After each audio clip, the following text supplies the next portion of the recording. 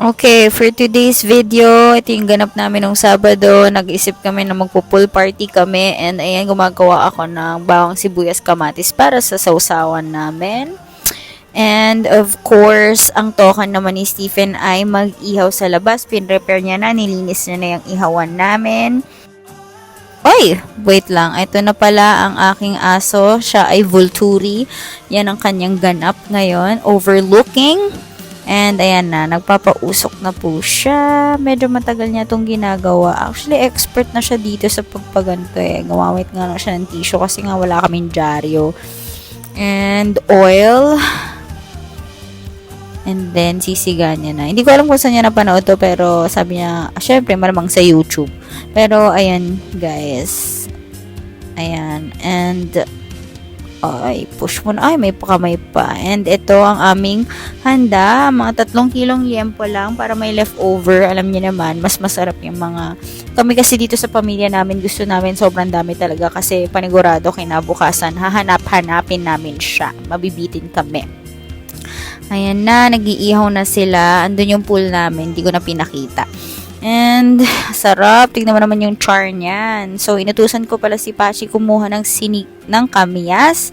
Medyo hindi na masyadong maraming bunga si Kami ngayon kasi hindi na nalalaglag yung mga bunga niya dahil may nagwawalis na every day or every week. So, ayan. Sabi ko kuha siya ng 10 kamyas para sa gagawing kilawin.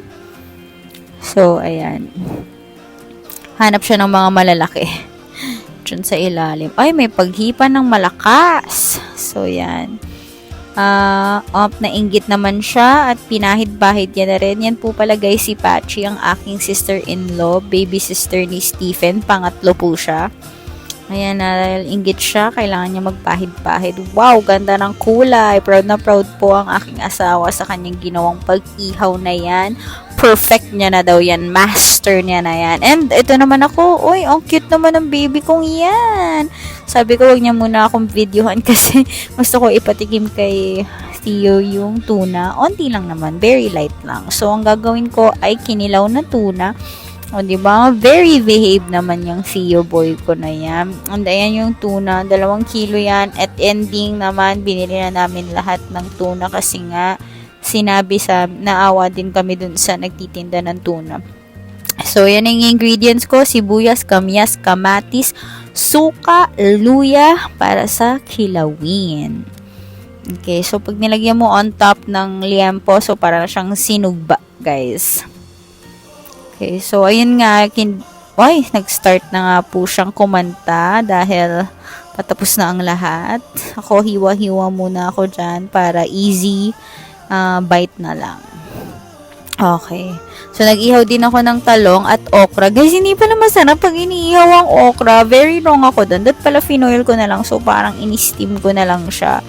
Alright. So, yan. Kainan na. Nag-ihaw din pala kami ng tilapia, guys. Yan ang munting handa namin para sa special, sa advance birthday ni Stephen.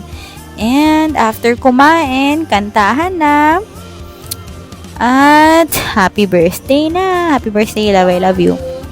Happy birthday to you.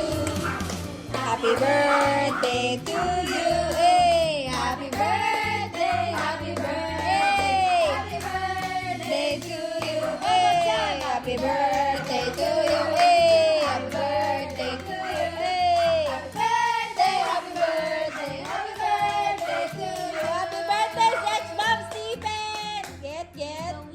Charot. Yay! Ano wish mo, baby?